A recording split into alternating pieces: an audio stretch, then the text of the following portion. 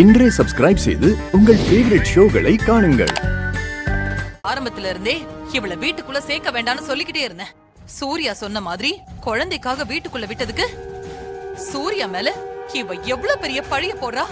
ஐயோ, இதெல்லாம் அந்த ஆண்டவனுக்கே அடுக்காது. ஆமாங்க.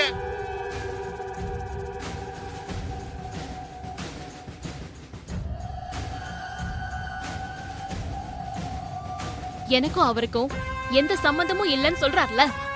எங்க 2 பேருக்கும் எந்த அளவுக்கு நெருக்கம் இருந்தது, கணவன் மனைவி மாதிரி அந்யோன்யம் இருந்துச்சுன்னு நான் இப்ப சொல்றேன். அது அவர் இல்லைன்னு சொல்லுங்க பாப்போம். ஐயோ,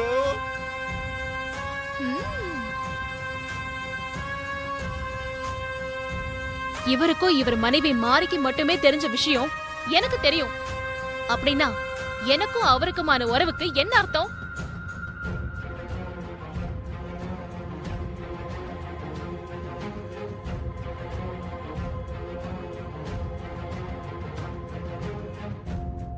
ஐயோ, அது என்ன விஷயம்னு முதல்ல சொல்லுமா. சொல்றேன். அத சொன்னதுக்கு அப்புறமாவது எனக்கும் இவருக்கும் சம்மந்தம் இருக்குன்னு நான் சொல்றத நம்புறீங்களான்னு பாப்போம்.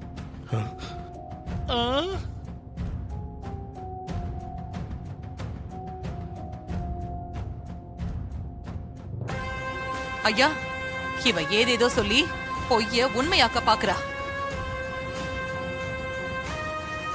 இவளோட நோக்கம் சூர்யாவோட சொத்துக்களை அபேஸ் பண்றதுதான்.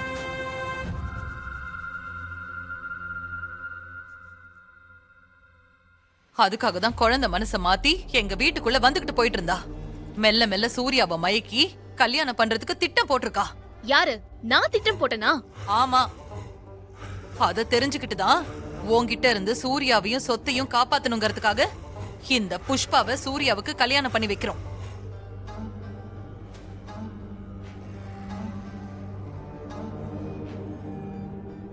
நீயும் புஷ்பா கல்யாணத்தை நிறுத்த என்னென்னமோ பொய் சொல்லி பாத்துட்ட.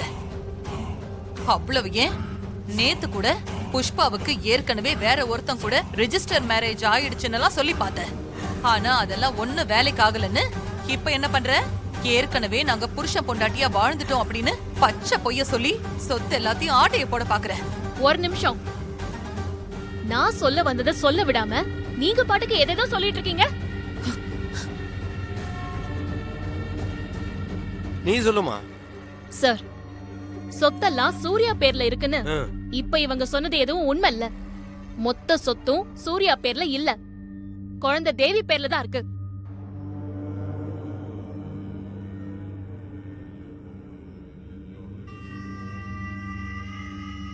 ஐயோ, இது எப்படி இவளுக்கு தெரிஞ்சிச்சு? புரியலையே. சூர்யாவுக்கும் மாரிக்கும் மட்டுமே தெரிஞ்ச இந்த உண்மையும் ரகசியமும் எனக்கு எப்படி சார் தெரியும்? சொத்தெல்லாம் குழந்தை பேர்ல உயில் எழுதிருக்கா இல்லையான்னு நீங்களே கேளுங்க.